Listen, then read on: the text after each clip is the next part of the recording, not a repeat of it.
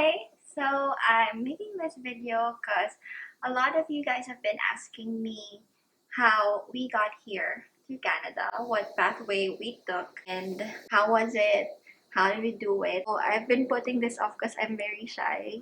It took me a while before I got warmed up to the idea to make a video finally because I think it will be more useful and more educational if I do it on video instead of just like exchanging messages back and forth.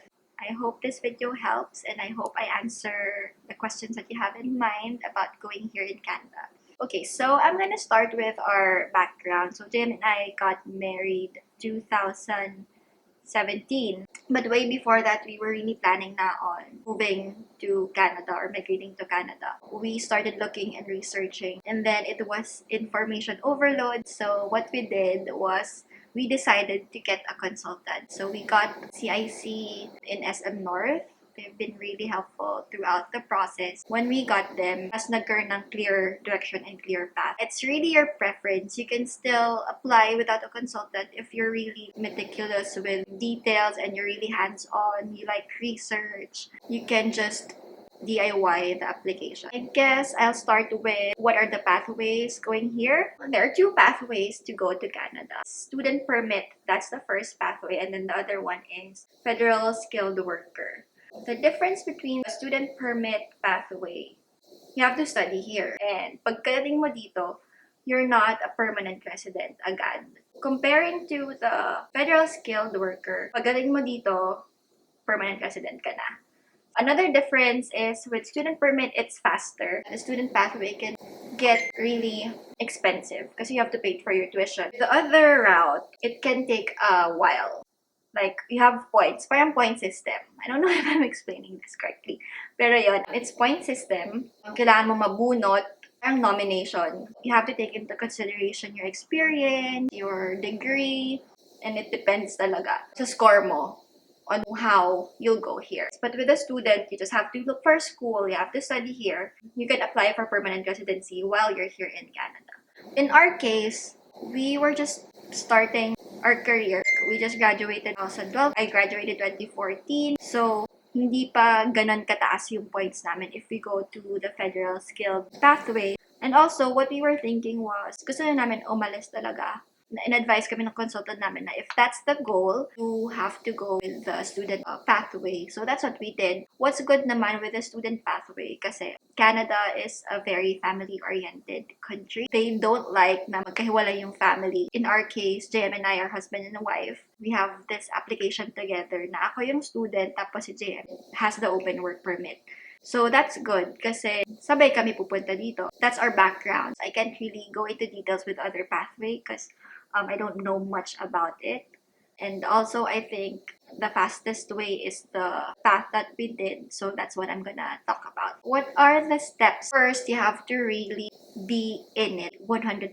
And that's really difficult. That seems like the easiest requirement. Pero actually, it can be like the hardest kasi you have to really consider a lot of things. Like for example, are you really willing to go out of your comfort zone? Do you have the funds to really start over? Yung mga ganun na bagay. You have to really make sure. Sa amin kasi ni JM, parang una medyo nagpe-play around the idea pa lang kami. We weren't really taking it seriously. We got a consultant, but tumatagal yung mga documents sa amin. Ini-email na kami lagi. Maybe we weren't really as serious as you should be. But along the way, we were like, you know what? We have to do this. Baka mawala yung opportunity kasi baka mag-iba yung policy sa Canada. So now na medyo maluwag pa siya, it's better if we act on it. Once we decided na really we wanna go for it, the next step is we started deciding which province, which school, and which program I'm gonna take. We picked Winnipeg kasi we have our dear friends here. We have Kat and Davis here. So at least may support system kami. And also, Winnipeg is not one of the popular cities. Hindi siya ganun kahirap mag-permanent resident unlike other famous provinces. So since I'm the student, I have to think about ano yung gusto ko talagang program. Actually, not just kung ano talaga yung gusto mo. You have to take into consideration what program is better for you to get higher chances to get approved by the visa officer. Give proof na in line yung background mo back home to what you really want to pursue. Yeah, it happens na biglang gusto mo na ibang career, but I think it's safer if you really go in line with what your background is. I took up PS Psychology. Along the way, in my professional career, hindi ako nagstay in HR the whole time. I had marketing and sales background too. I picked Red River College in Winnipeg. I looked at the program for international students. I saw international business. 1-year program lang siya. I picked it because it was practical. Another tip is pick a public school kasi they have a postgrad work permit. Entitled ka agad doon after you graduate. It's gonna be easier for you kasi may permit ka agad to work after you graduate. If you pick the province, the school, and the program, the third step is to take IELTS. If you're applying for school, lahat required to take the IELTS. There are certain scores that you have to get admitted to the school that you chose. So you have to research that and then yung mga requirements nila. So I took the IELTS and I think it will take you just a month to get the results, and then I got the results. I got the scores needed for the school that I'm about to apply to. After that, I have to secure my letter of acceptance. The letter of acceptance just basically tells you na you've been accepted to the school. So you need that for your visa application. You have to send the documents that you need. And these are just your basic documents, like your identification documents, your birth certificate, your transcripts. You have to check the school kung ano yung requirements nila, together with the other requirements, and you can send it over to the school that you picked.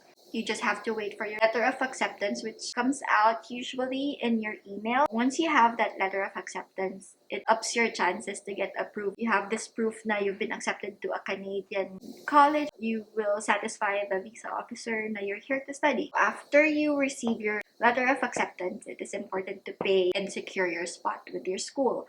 And anyway, if you get denied, usually they do refunds with the payment. After that, you just have to gather documents again, more detailed documents na, kasi you have to apply for your visa. And it's possible na you get accepted to the school, but when you apply for your visa, you get denied, so hindi ka din makakapasok ng Canada. This one, yung medyo madugo na part. Ito yung mga documents na medyo madami and medyo detailed. So this is the part where both of our application should come together. So it's not just me, kasi yung unang application was for the school. So now it's for me and JM na. So it's the same, like identification documents, financial documents, and transcripts from school. So for example, identification documents would be like your birth certificate, your passport. I think the most important is the financial documents. Like yung bank certificate, you really need that. You have to convince the visa officer na you're gonna stay in Canada and you have the funds for it. Another option is, kunwari hindi kaya na ganun kalaki yung bank certificate. What you can do is produce a support letter. In our case, what we did was that bank certificate plus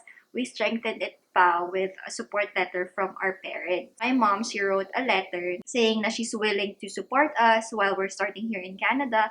And then I also attached her bank certificates with it. And that's the same for JM's mom. And then don't forget the letter of acceptance. You have to put it there. And then after that, you have to go for a medical test. I think there are 2 accredited medical facilities for the Canadian Embassy. I think one is in St. Luke's, and then the other one is in Makati. It's just plain test, blood works, x-ray. The doctor will interview you for your medical history. About 2 weeks, you're gonna get the results na. After all of the gathering of documents and checking everything, that we have everything right, sinubmit namin yung documents. And then after that, you just have to wait. I know it sounds easy, like paano ko siya sunod-sunod, but it's actually nerve-wracking and stressful. You have to build a case to the visa officer that you're gonna stay in Canada legally. So you have to really check everything that you have. You can't put any misinformation there because it can backfire. And you have to really be honest with everything. And pray that you get accepted. I think we submitted our documents November 2018. And then we received the news that we were granted the visas December 1st week. So it's really fast. I just want to emphasize na yung pathway namin ni JM is I'm the student and then JM has the open work permit That's good, lalo na if you're husband and wife or your partners. Kasi while the other one is studying, the other one can work. One is earning. And syempre, hindi ka man pupunta sa Canada without money. So you have to really save up for it or ask help. Buti na lang our parents and our family are very supportive. They really helped us a lot. When you're a student, you can work part-time. You can work 20 hours per week while you're studying. If you need the extra income, you can still work and still study. And then for your partner, they have the open work permit so they can work full-time.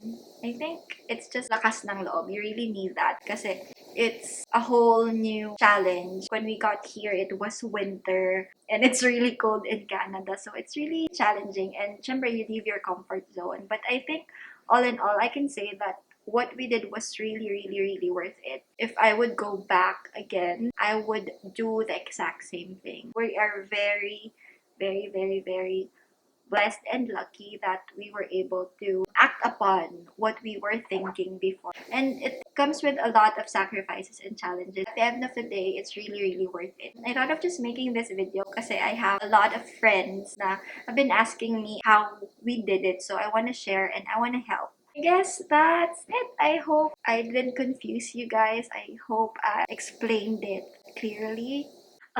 If you have any more questions, you can send me a message and I will be more than glad to answer them for you. And bye! Slowly kisses passing by the river. I've been missing your strawberry.